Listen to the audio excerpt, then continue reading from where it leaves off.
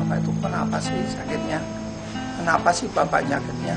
Lagi orang datang lagi ngomong begitu. Tapi aku tidak pernah ngomong karena aku tidak tahu. Yang ngomong itu anakku itu yang cewek yang cerewet itu. Soalnya itu si Elis itu cerewet itu orangnya. Dia cerita bapak itu hidupnya sekarang sudah ketergantungan. Bapak tanpa minum itu pasti bapak akan out, dia bilang. Secara medis dia mengatakan seperti itu.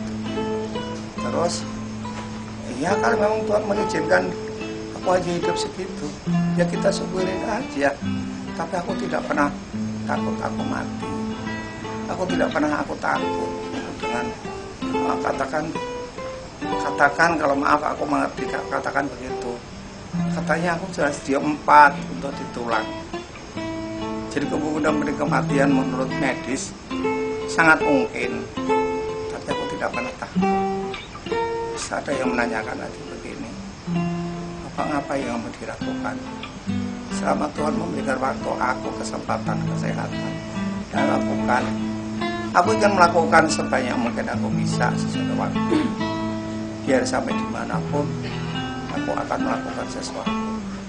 Gitu. Jadi mereka kematian itu bukan urusanku, itu urusan Tuhan. Urusanku adalah selama aku diberikan kesempatan Tuhan untuk hidup, aku akan melakukan sesuatu. Ujian bagiku dan buat keselamatan buat orang lain. Hanya itu saja. Sekarang kalau dipikir aku kemarin kan ngomong kesaksian dari beberapa orang. Otakku itu tak dijual regane piro, aku bilang. Terus waktuku itu tak jual regane piro. Kesehatanku, hidupku itu tak jual piro regane. Banyak sampai berjuta-juta, bermiliar, mati juga kan di rumah sakit, aku kan gitu kan. Nah, tapi aku sekarang, ini aku gratis. Sekalipun aku sakit, tapi aku gratis. Karena kau boleh pulang aku di sini. Aku nggak bayar, aku berudara nggak bayar. Nah, ini luar biasa buat aku. Maka ini adalah harta yang paling berharga di dalam hidup aku, adalah apa? Kehidupan. Karena kehidupan itu adalah Tuhan sendiri yang ada di dalam diriku, aku gitu kan. Maka selama Tuhan memberikan kesempatan aku hidup, selama Tuhan memberikan aku kesempatan untuk berlaku, selama aku masih diberikan kesempatan untuk nafas, aku akan melakukan sesuatu sampai tak terbatas. Aku bilang gitu. Nggak ada di dalam tujuan aku udah tua, nggak ada dalam pikiran Bapak itu seperti itu. Kapan aku akan melakukan sesuatu. Jadi gini aja, amin aja. Aku tidak mau, Pak. Aku tidak mau jadi orang yang pasif. Aku tidak mau. Aku harus tahu aku jadi orang yang aktif. Harus itu pikiran aku.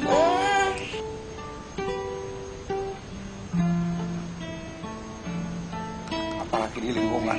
Mau kerja aku doain orang kok aku. Mas, pernah ada satu ibu dari Bali namanya Made ya. Dia itu botak Mas kepalanya. Habis sakit tipes, tinggal kabur istri suaminya. Punya anak udah masing-masing, suaminya masing-masing. Botak Mas. Dia itu beberapa bahasa ngerti Mas. Tapi karena dia stres, sampai gundul rambutnya, terus dia ngomong sama aku, Pak Yuneko, dia cerita sama aku gini. Oh gitu. Terus aku bilang sama dia, Bu, saya bilang, sini ayo kita berdoa. Aku tidak bisa berdoa, aku nggak ngerti cara hidup dia kayak apa, aku kan nggak ngerti. Kan nggak bisa aku doa sekarang. Aku doaku apa pada waktu itu, Pak? Mas, aku pakai bahasa roh. Aku pakai bahasa roh ya. Itu di Pintu Jaya itu dengan rumahnya Nadine itu tata negara itu. Aku terus pakai doa roh itu. Terus aku pakai doa, aku ngomong sama gitu, Bu, tidak usah khawatir, tidak lama lagi Ibu akan mendapat suatu pekerjaan. Ibu tidak usah perlu khawatir. Yang paling penting jaga kesehatan, aku bilang gitu. Yang paling penting jaga hubungan dengan pimpinan. Jangan ibu satu lagi yang paling penting, ibu jangan benci sama suami, ibu jangan benci sama anak sama anak-anak. Ibu suka-suka haleluya aja ya Bu ya, aku bilang gitu. Itu Made gitu. Terus apa 1 bulan kemudian Mas, aku nggak ngerti, aku nenggone Bulisna, aku mampir di sana. Aku datang ke rumah dia apa? Cium, itu lututku dicium sama dia Mas. Dicium. Ini aku kaget aku jadi loh, kok jadi begini, jadinya ada apaan, dia bilang gitu. Terus dia bilang begini, Mas, jadi Bapak dulu kan ngomongkan kalau aku dapat pekerjaan itu aku dapat, sekarang aku udah kerja Pak, sekarang aku udah kembali ke staf lagi, aku jadi perusahaan, ikut di perusahaan itu apa namanya, sekretaris part time gitu loh Mas loh. Dia ganti banyak gitu ya, itu salah satu Mas. Komen tak doain Mas. Si Topik Mas itu Mas, Topik Corona itu dulu itu sakit apa, ginjal sakit apa, sampai kepalanya jebret-jebresin. Terus aku gini, aku sama Pak sama Ibu, ayo ya ke sana yuk gitu. Terus harus aku bawa ramuan, karena aku banyak ramuan obat kan itu kan. Dan tak pikir, aku tak kasih ramuan dia malah mati, kan aku malah celaka aku gitu kan. Terus akhirnya punya air putih enggak? Punya, udah. Kalau minta air putih. Terus ibu yang megang air putih, tak tumpangi tanganku, Tuhan. Aku datang sini membawa Engkau Tuhan. Aku tidak tahu apa-apapun, tapi yang aku tahu adalah Allah yang sangat baik. Tuhan tahu bahwa itu Pak Topik ini orang sangat, sekarang anaknya kecil, dia baru ambil muda, ambil tua istrinya. Anak masih kecil-kecil. Tuhan, aku tidak tahu Tuhan mau lakukan apa Tuhan, tapi yang jelas masalahkan padamu Tuhan. Ini biarlah ini air ini hanya suatu Tuhan bisa pakai apapun tidak terkecuali. Kalau memang Tuhan mau semua akan terjadi, aku bilang. Tetap akan minum gitu. Sore jenggelek dia datang kemari, terima kasih, aku sehat katanya ibu katanya. Ya kayak gitu. Sekarang aku kan pernah di Sekinan, dan itu pun aku kan dulu Mas Anton masih kecil, kan nggak pernah. Aku hanya dulu yang kepengen tahu, nggak ada yang nyuruh. Karena kalau sekolah di Sekinan nggak ada yang nyuruh. Cuma pada waktu itu kan ada Pak Sopo, terus aku takut jalan Mas. Pikiranku jalan, kok bapak itu ngomongnya kok aneh, tapi kok ngomongnya ini ngene, ini dari mana dia bisa ngomong? Tak selidikin, tak buntuti kan. Dia sampai ke Sekinah, tak bilang, apa dia bisa ngomong? Ternyata di antara mereka itu ada dua muka.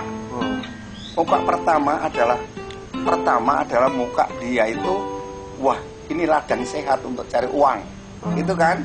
Muka pertama itu yang aku tak temuin. Dia berlagak hebat, tapi sama istrinya cerai, ya kan? Gitu. Tapi terus dia jadi orangnya berangkat pada waktu itu. Nah, terus muka yang kedua adalah muka orang-orang yang benar-benar dia menyadari benar bahwa aku selama ini tidak melakukan apa-apa, dan aku harus melakukan. Karena tanpa aku melakukan apa artinya aku hidup. Aku tak pelajari gitu. Baru aku sekali dua kali aku datang, dan aku baru daftar aku dari murid itu pada waktu itu. Nggak ada yang nyuruh sama sekali. Jadi aku itu orang itu, saya selalu kepengen tahu segala sesuatu. Saya tidak pernah ada yang nyuruh, tapi hatiku tergerak untuk aku belajar tentang sesuatu itu. Dan sampai sekarang Mas, bukan hanya sekedar tentang kitab suci, barang kecil pun ini dari mana barang ini ya, bentuknya kayak gini ya, ini buat apa fungsinya ya, itu letaknya di mana ya, otak begitu. Ternyata ini ada bermanfaat. Jadi di dalam Tuhan tidak ada barang yang tidak berguna. Di depan mata Tuhan semua barang yang diciptakan Tuhan itu sangat berguna buat kehidupan manusia. Jadi gini, aku tidak pernah berpikir tentang agama pada waktu itu. Yang tak pikirkan itu adalah apa? Tuhan yang hidup, Tuhan yang bekerja, berbunga, ya, Tuhan yang berbunga, berbuah, ya, bertumbuh, ya, buahnya bisa makan manusia. Itu yang aku pikirkan seperti itu. Jadi secara planningan itu polisi keselamatan yang paling penting, bukan maka ya udah tak ajari semua anak-anak, semua tak ajari terus seperti itu. Saya kowe anak, aku itu anakmu, karena kowe aku bisa berpikir, kalau kamu tidak pernah memikirkan kamu bisa beli laptop, kamu bisa beli dan itu ada alat untuk menjerumuskan anakmu, aku bilang gitu kemarin, aku ngomong gitu. Jadi kalau kamu kepengen punya anakmu nanti hancur, berampak ini, ya udah kamu urusin.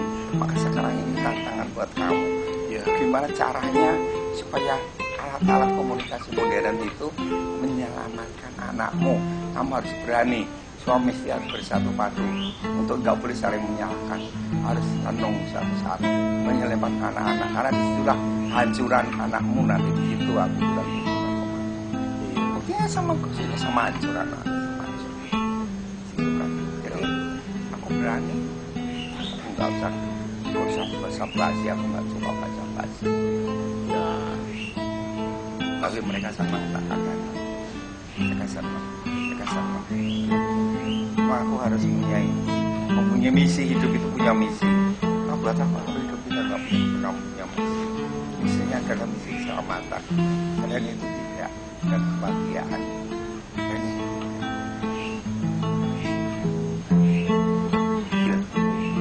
Mulai saat yang sangat kecil aku mulai dari itu, mulai dari Ita, mulai dari Abed, mulai dari semuanya. Yang tak manfaatkan untuk memberi contoh dari sekian banyak orang bahwa melakukan Tuhan itu bukan harus dengan baca kitab suci, harus dengan Tuhan itu tidak apa-apa.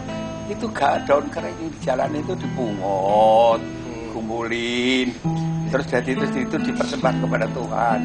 Tuhan, ini daun kering yang sudah tidak berguna ini Tuhan, yang orang sudah tidak manfaatkan. Ini akan tak bakar di dalam perapian. Lilin dari Engkau, lilin adalah lilin kehidupan. Jadi di sini Tuhan, biar sampai dia mati satu persatu. Nanti ganti lagi, dan ganti lagi sampai satu saat selesai. Dan itu belum pernah dilakukan orang, dan aku akan lakukan itu. Aku pertama, dulu aku pernah ditepuk tangani, kata aku muji-muji ibu ketika dulu pada waktu itu. Ibu tak ciumi, tak muji-muji. Mereka kagum.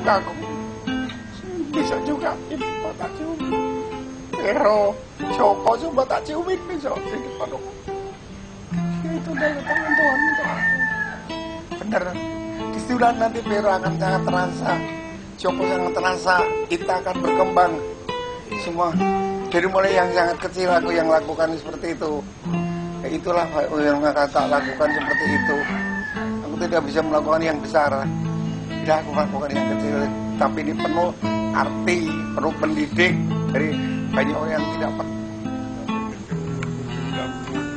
6 tahun sampai sekarang aku tidak pernah kau memberikan sakit sama saya, tapi sekarang aku memberikan beberapa penyakit. Aku beberapa penyakit yang banyak Tuhan. Jadi aku sampai tidak punya uang untuk membiayainya. Tapi yang terjadi apa? Karena aku percaya sama Engkau. Semua yang nganterin semua ini. Dan sampai seminggu 2 minggu rumahku penuh. Dia malah belajar dengan aku. Bagaimana tuh kok Anda bisa bersatu Pak Tuhan, di kemurahan Tuhan. Apa yang kau mau Tuhan kepada aku? Aku tidak ingin minta apa-apa dari kamu Tuhan.